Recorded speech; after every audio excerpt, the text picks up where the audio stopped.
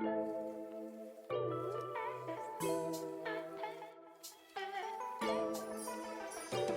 everyone. Welcome to Journeys with PDA Coffee Chat podcast, where we seek connection, community, and co-regulation while discussing all things PDA. Welcome to today's episode of Journeys with PDA Coffee Chat podcast. I'm Carissa Lyman. And I'm Heather Jessup. Today we're going to be talking about PDA, what it is, and why we care. So, Heather, what is PDA? It is not the PDA that you are probably thinking of. It is not, in this context, public displays of affection. PDA, in this context, describes a profile or a subset of autism called pathological demand avoidance. And sometimes that can be a little off-putting when people first hear that that collection of words. Pathological. And it's mainly pathological because the first thing people usually think about immediately has a negative feeling associated with it, and that's pathological. People think pathological liar. And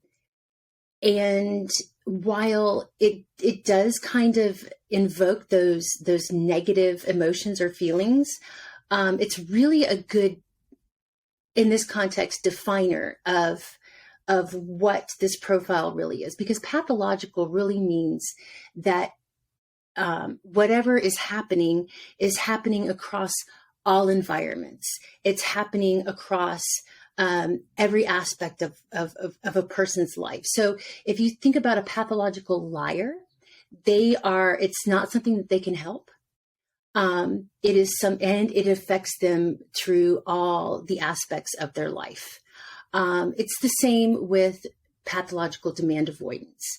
In this case, in this profile, people with the PDA profile will be demand avoidance at a pathological level. The demand avoidance will impact their lives in every aspect, in every environment. You know, from the time they're awake, even when they sleep, our poor PDAers have got demand avoidance issues.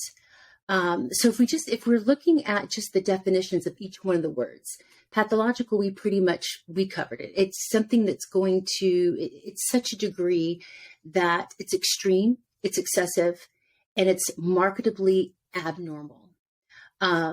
It wouldn't be, I hate to use the word normal, but this was actually a definition from the Oxford Dictionary.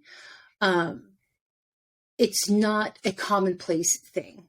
It's something that's happening outside of what would be considered within the normal range. And then we have demand. Demand it's to ask for something in an authoritative way. So we'll get into like different demands in different episodes. I'm sure that's going to be a whole episode on its own about, what a demand actually is and what it looks like. But our PDAers, people with a PDA profile, are hardwired to perceive demands in a way that threatens their existence. It threatens their safety.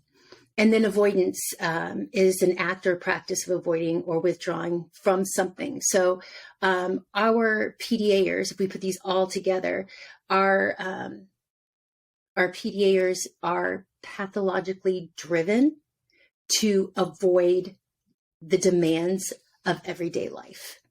And Jane Sherwin, who's the author of My Daughter Is Not Naughty, she defines PDA as an anxiety-driven need to avoid demands and to remain in control at all times.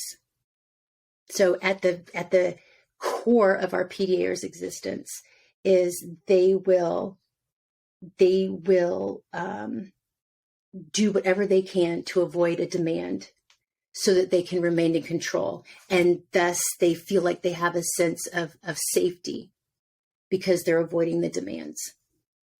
So I often think about it as in pathological is it's just happening. It's not like a choice or a decision. It's just happening. And like you said, it happens all the time. And I think that's a really vital point to this is they are avoiding all demands all the time. And then the other thing that I always really think of that helps me put my daughter, who is my PDA, what helps me put it in perspective is it's an extreme anxiety and it's soothed by control. So she can have control and understanding and knowledge of the situation, then that's going to help soothe that anxiety. And because that anxiety is so high, she's always searching to control the situation, to help calm. And it's more about surviving, which I think is really important. This is about them surviving their environment. And it's like you said, it's the way their brain is wired. These are not choices that they're making. They're not making these choices. They might seem bossy, but it's a survival technique. And I think that is so important to understand. And that idea is, as a mother, that's what gives me grace and compassion and the love to help my daughters really to survive. Absolutely. Absolutely. When we talk about PDA in our workshops and when we do, we're actually doing presentations at conferences, we briefly discuss about the physiology of a PDA's brain. And I always like to say I'm not a brainologist. And I know how this works on a very, very basic level. But basically there's a hijack between the amygdala, which is our safety part of our brain, the brain, that's the most primitive part of our brain that wants to keep us alive. And the prefrontal cortex, or the frontal cortex, which helps us disseminate the information on whether or not something is actually going to harm us, or something is actually is going to impede in our safety. There's a hijack, and it, again, just like you said, it's not a choice. It is the way it's the way they're wired. The brain is wired. And I think sometimes understanding the physiology can help sometimes soothe that, or help, with the understanding that our kids are not, they're not deliberately trying to be difficult. Difficult. Thank you. It's the way their brains are wired. And that is so important, is understanding that this is going on in their brain. It's how they're created, which leads into they are not going to outgrow it. You're not going to take it away from them, but that you can support them and encourage them. But it's how their brain works. And that's really a key point in this. And so then the other key point, there's a couple things that I want to make sure we touch on. One is is it a diagnosis? Because that is a big thing.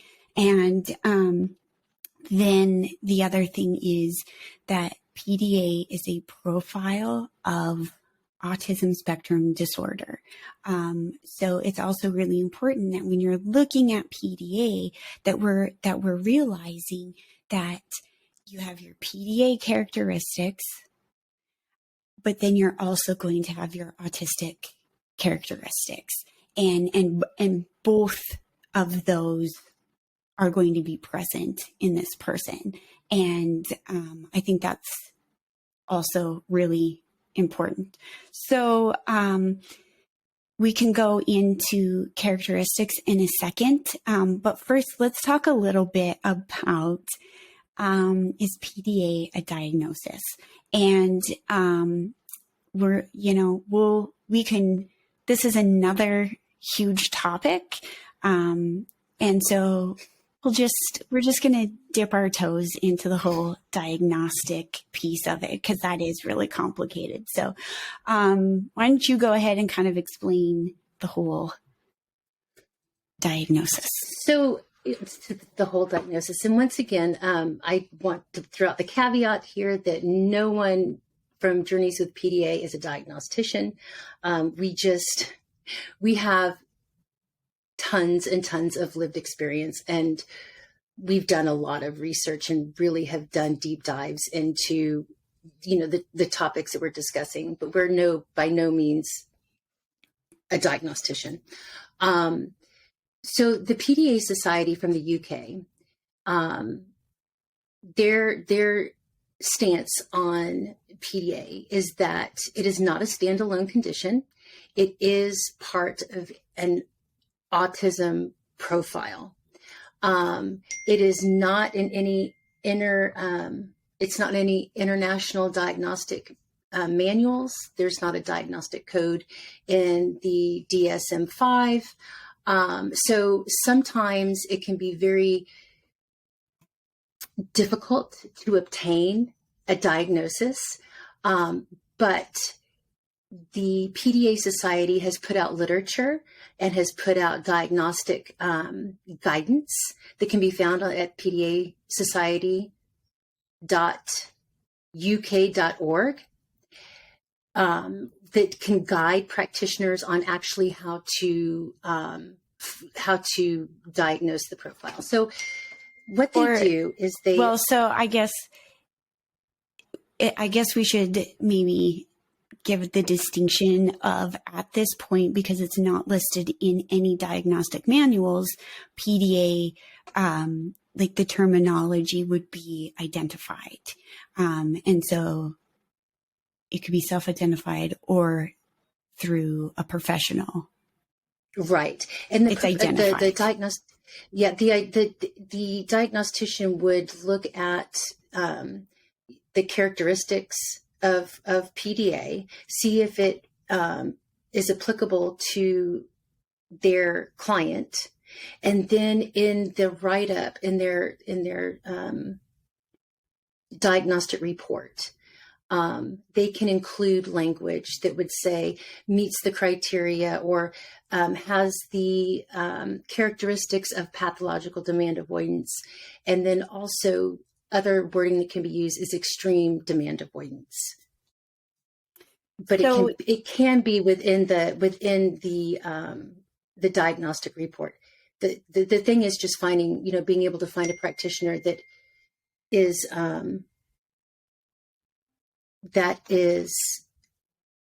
familiar with the characteristics. Familiar with that. Thank you. Yeah. So in this situation with my family and my daughter, when my daughter was going through her evaluation, the clinical psychologist who was doing the evaluation was very familiar with PDA and was able to identify PDA profile alongside my daughter's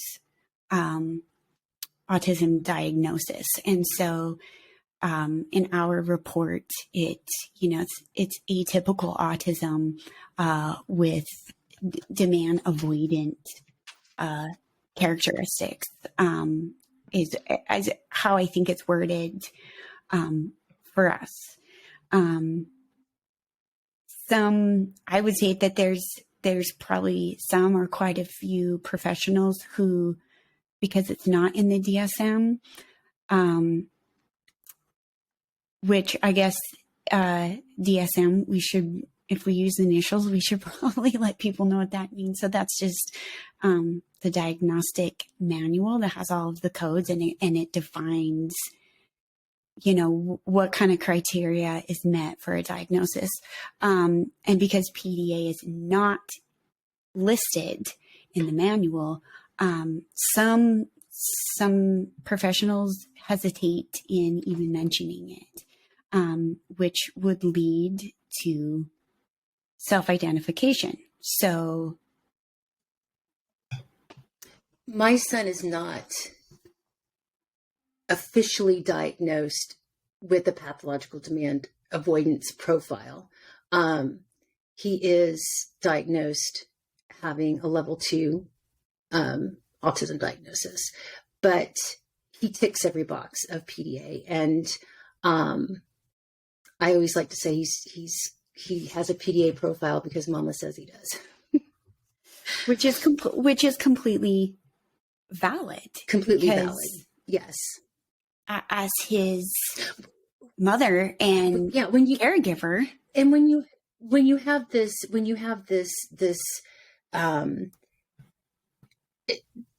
when you meet the characteristics, I mean, if it's a duck, if it walks like a duck and acts like, waddles like a duck, quacks like a duck, it's a duck, right? And it's not my fault that, and it's not his fault that it's not officially in a diagnostic manual. But it makes no difference to me because he has those characteristics, and the way we support him is, it's the best way to support his neurodiversity, his brain wiring. So let's talk a little bit about what are the characteristics of the PDA profile. So there are a couple of the gold standard characteristics, and there's some other ones that people discuss. There's usually a language delay with a good degree of catch up. However, I think the thinking is going kind of away from that one. The more people, the more PDA is studied, I think that the language thing may fall off, but I'm not sure.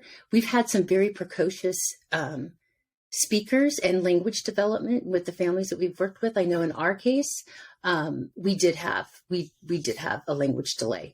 Another characteristic is they resist the ordinary demands of life. And, again, that's a whole other episode.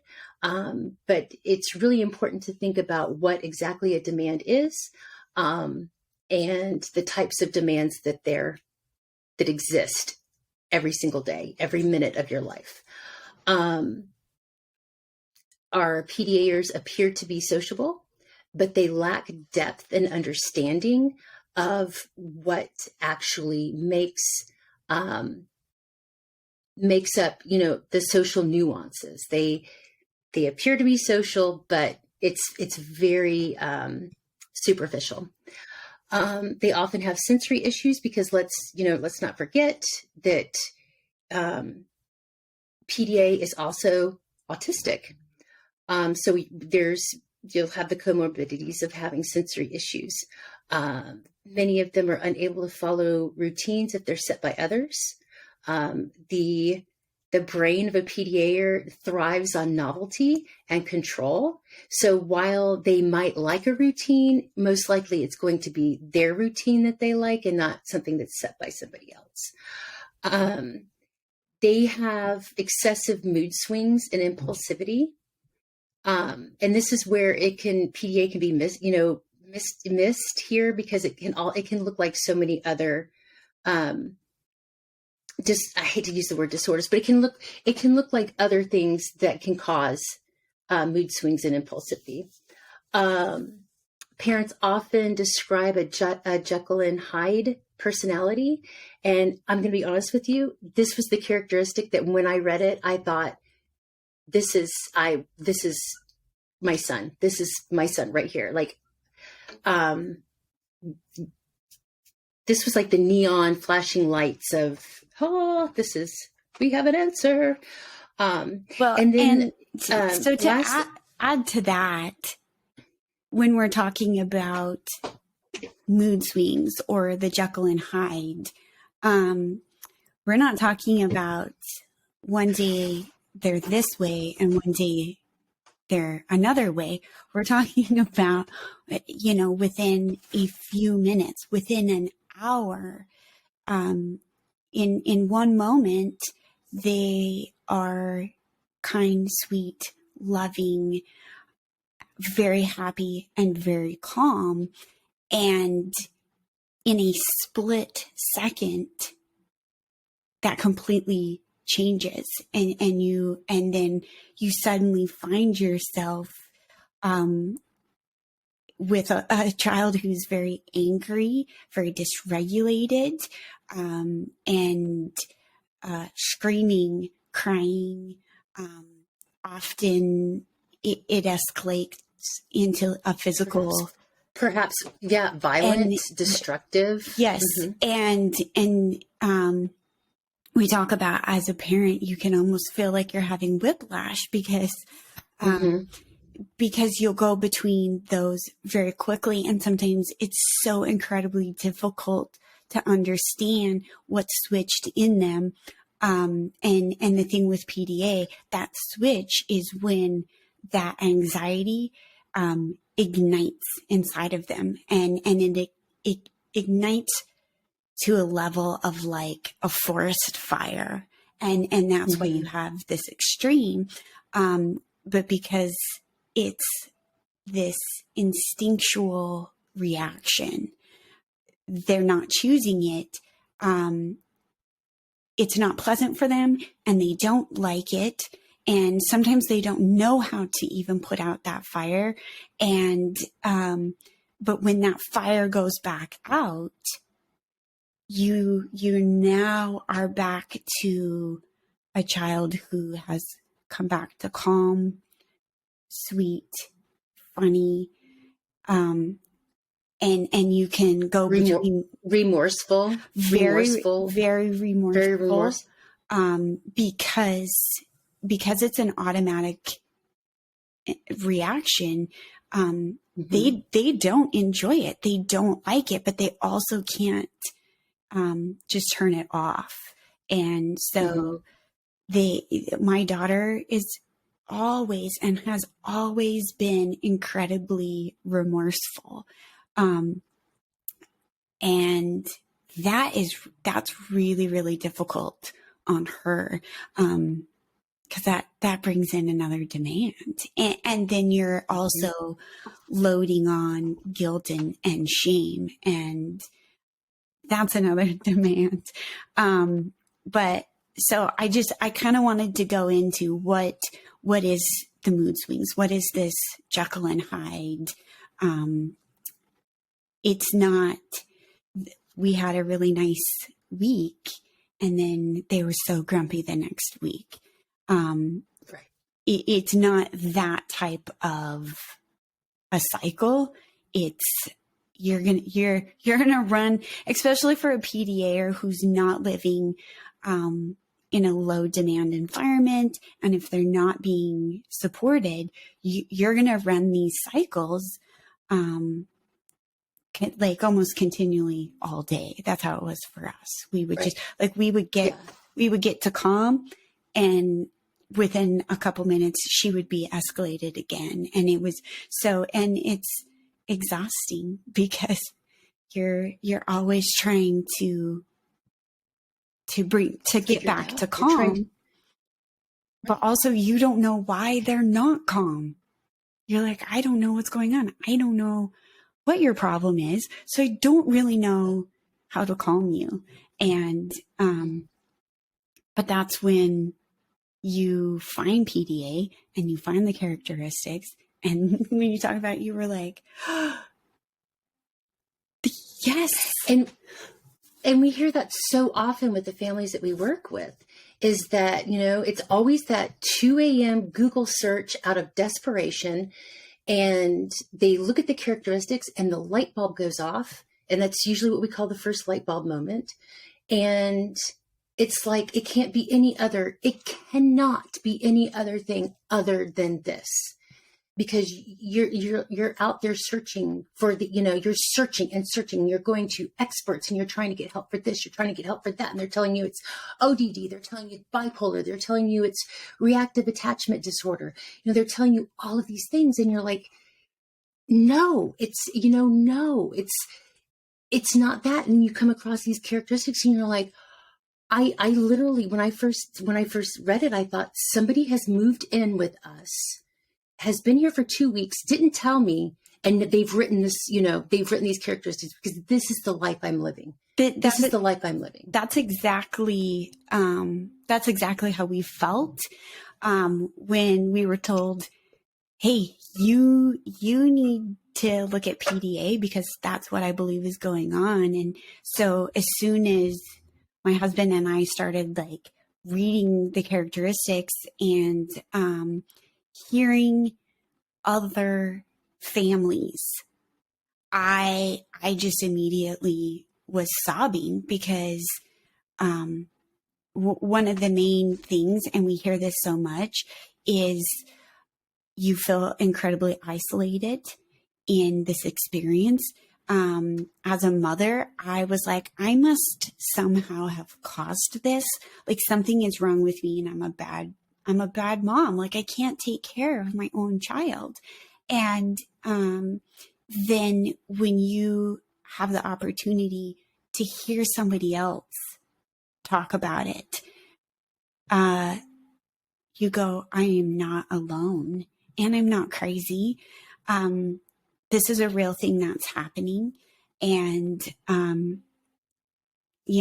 I just like sobbed and was so happy to finally have like a glimmer of hope. So some of the other characteristics, is one thing that really stood out for us is,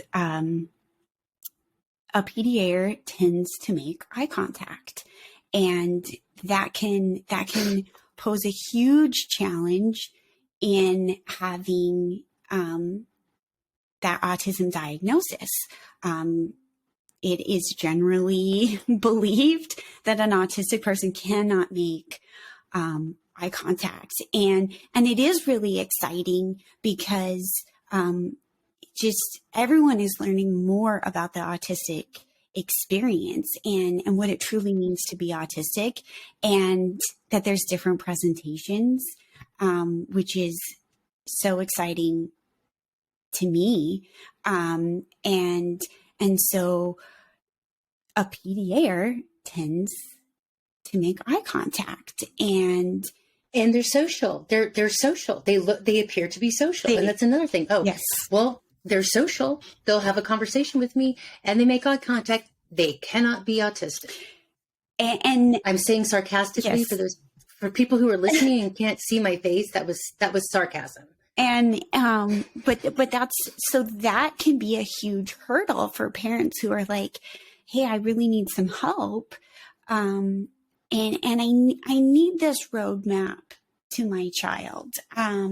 I need some direction on how to support them, and that they appear social and they can make eye contact. And so, my daughter, they were like, well, she has friends at school.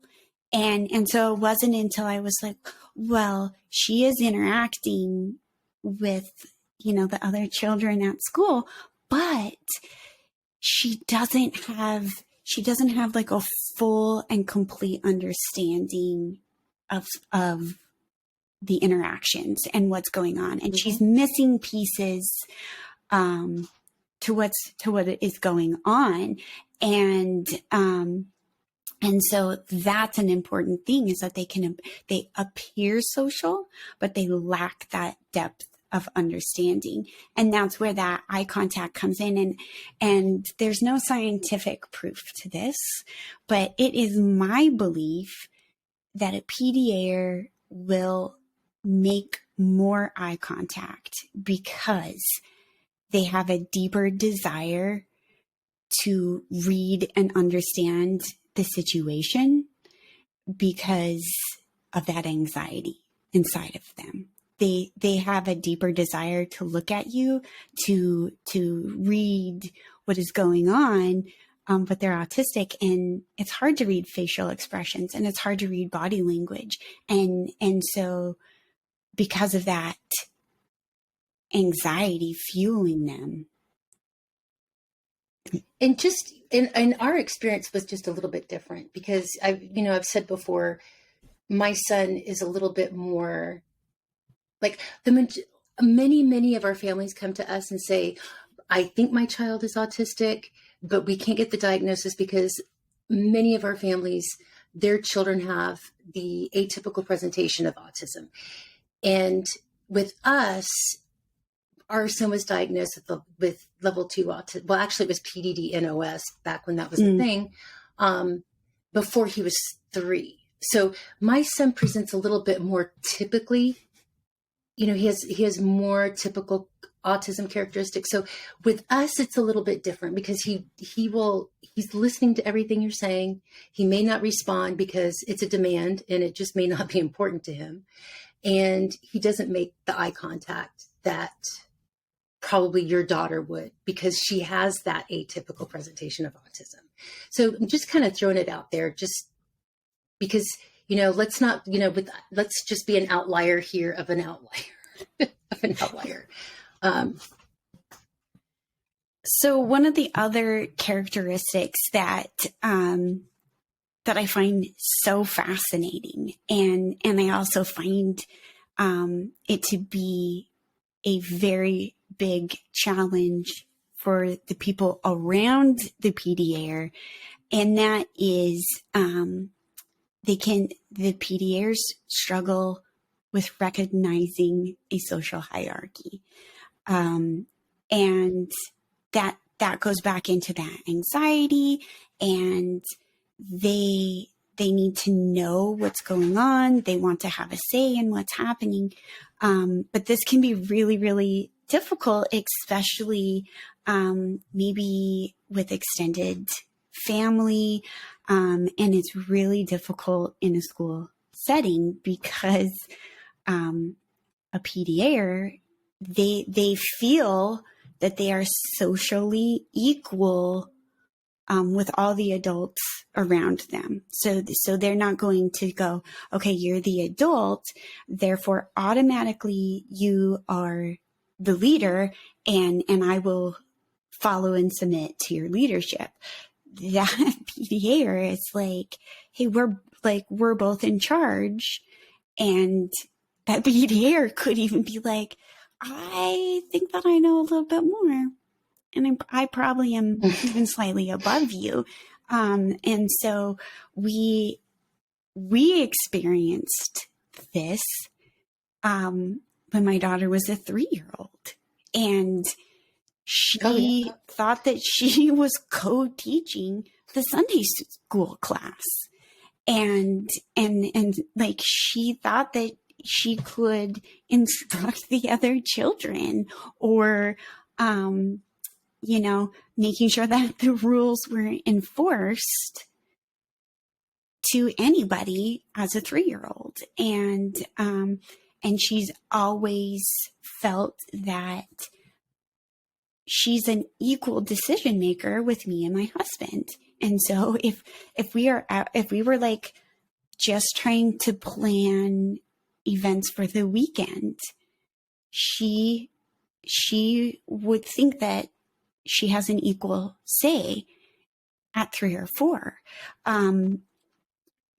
Like they're going to sit at the adult table at the holiday meal, because they're equal with the adults, and that's like their position. And that can be really challenging when you're at, a big Thanksgiving and it's like, oh, hey, you have to sit at the kid table, and that, and they're like, I do what I want. And, you don't have the authority to tell me not to. And so that can make people around them feel like the child is challenging their authority. But remembering that it's all based out of anxiety. And so, like, since my daughter was probably 3 and she's 13 now, she has always, held that high position of equal decision making. And, that's just how it's always been. It feels like she's been 17 since she was 3. Right. I feel like my son has been 17 since he was in the womb.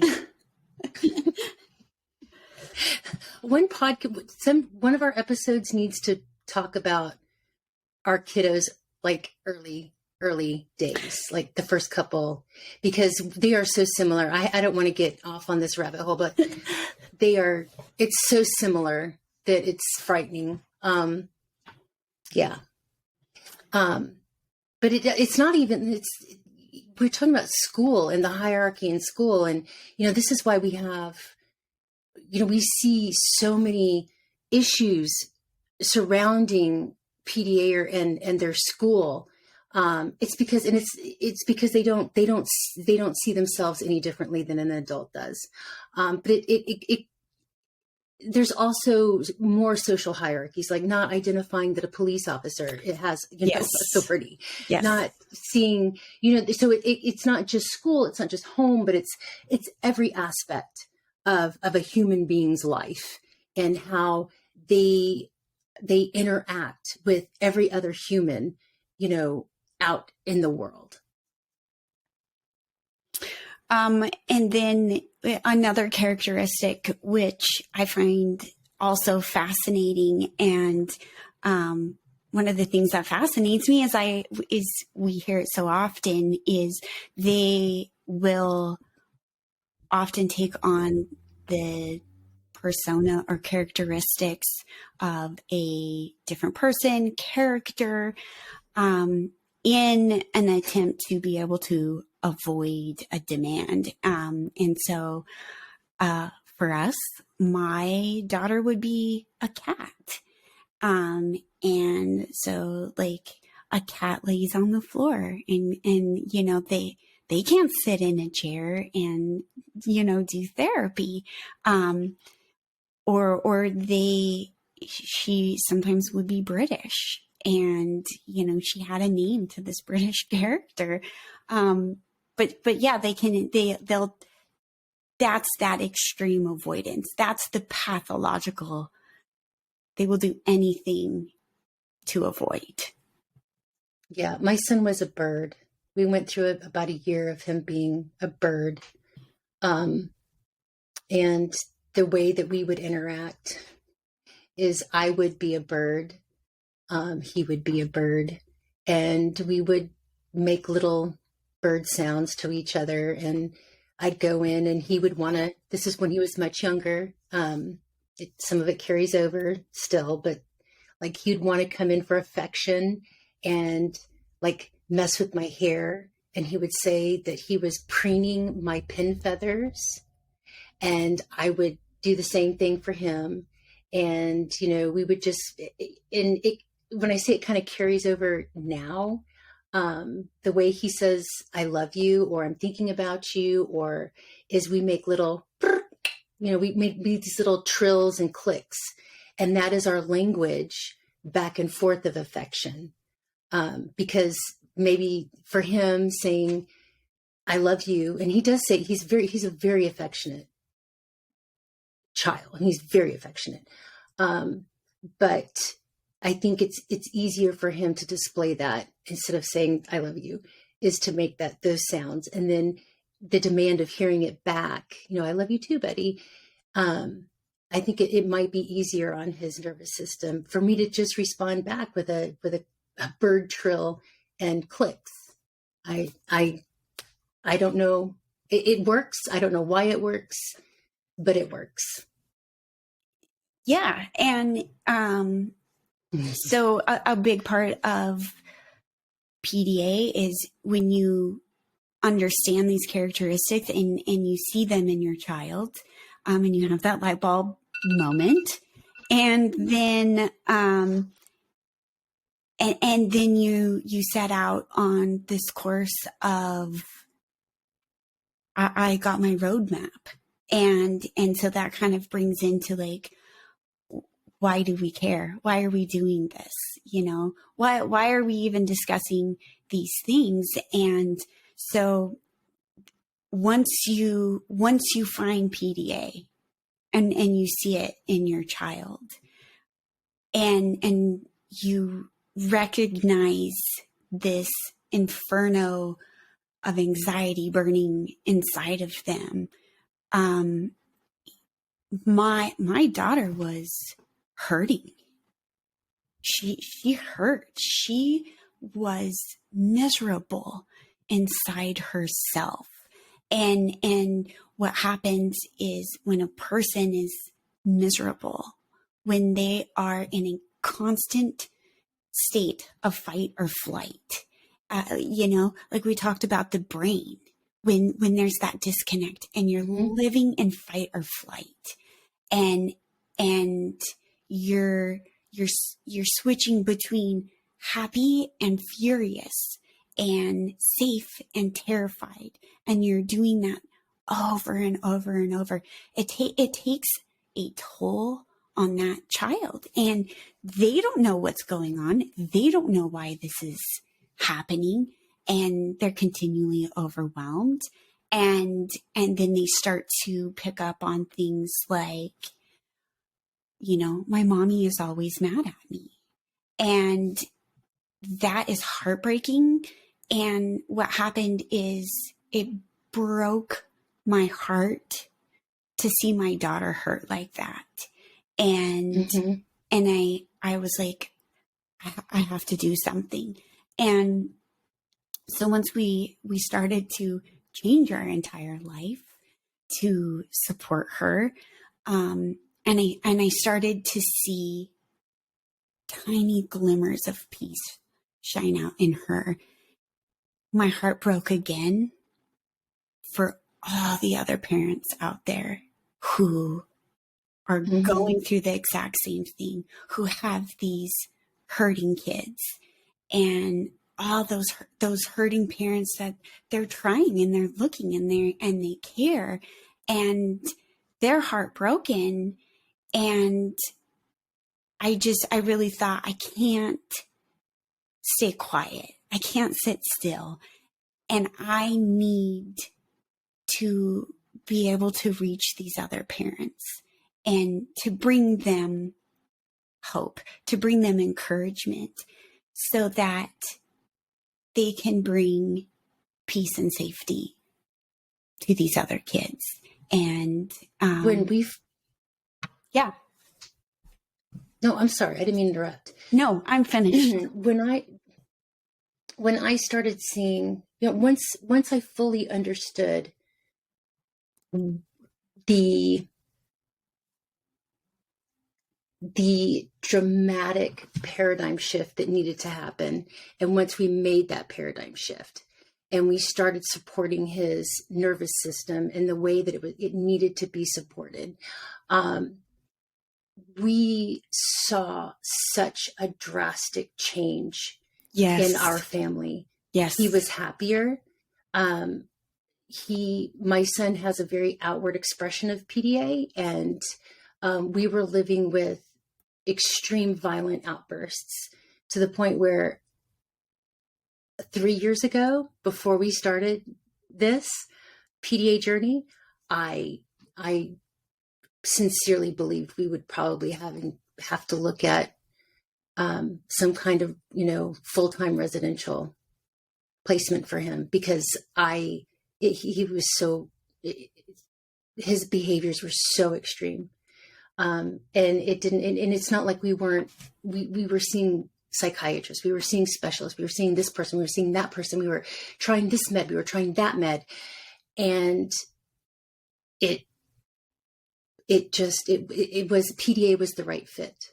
And having a low arousal, low demand environment for him to thrive in, I don't fear that anymore. I don't fear. Our lives are so much more peaceful, and he is so much happier, and we have joy in our house. Does it look like our neighbors' joy with their kids? Probably not, but that's okay.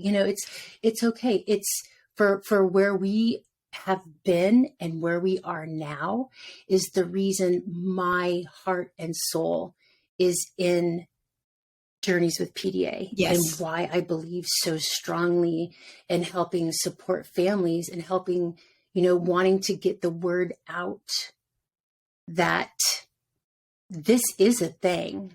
Yes. And, if this is real, this is a thing. And, let's come together. Let's discuss what has worked. Let's discuss what hasn't worked. Because some things work for some people, some things don't work for another people, but let's have this community where we can connect. We can learn about co-regulation, and we can help as many families, as many children, as many siblings, as many grandparents, Yes. as we absolutely Yes. possibly can. Yes. And it's a journey. It's a process. It's baby steps.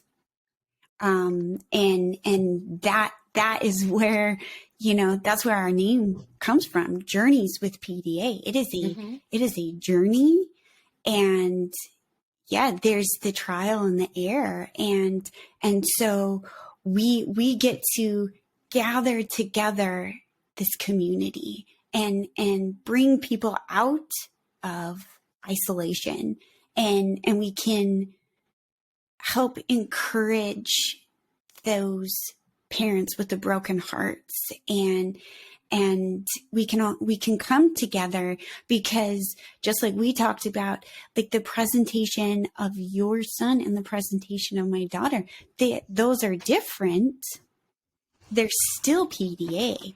And so when we get to bring together this community and all of these people with all different experiences, we can come and support each other.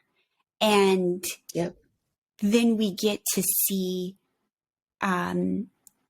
relationships being restored. And I am saying firsthand, the restoration of the relationship between me and my daughter is it's phenomenal. It's amazing. My journey is about 3 years as well, and we barely had a relationship because there was so much tension and so much of her anxiety, but yet so much of my own anxiety. And so just this week, we got in the car together, and she actually was able to say to me, I feel like we're growing so much closer.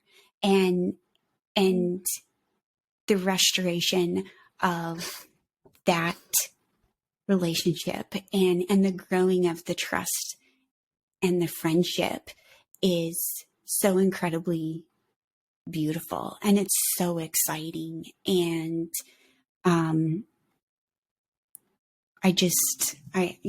I want to be able to give that to others, so those others, little girls and the little boys who are so sad and hurting, can have that opportunity to find peace and hope and to flourish. Absolutely. Absolutely. Yes. It's why what we do. It's our why. that's our why. That's why we're here, and that's why we're doing it. And so we hope that if you're listening today, that hopefully this maybe helped you find your light bulb moment. Maybe it set you on a path. Our website has so many resources and so much support. So check out our website. It's journeyswithpda.com. And we're going to also link the PDA Society website so that you can find that. That is a great resource that we really strongly recommend. What else?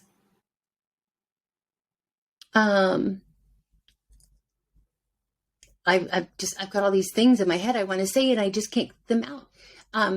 Ditto. I'm just going to say ditto what Carissa said. We're so glad that you chose to, spend these past, 45 minutes with us, and reach out to us, please. You can email us at journeyswithpda@gmail.com.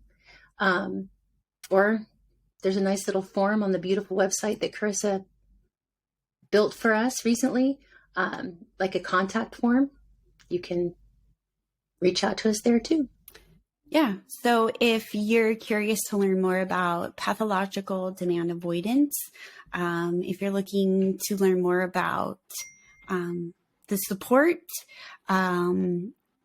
what is low demand, what is a low arousal environment, make sure to subscribe, check out our website, and see, even the dogs know how important this is.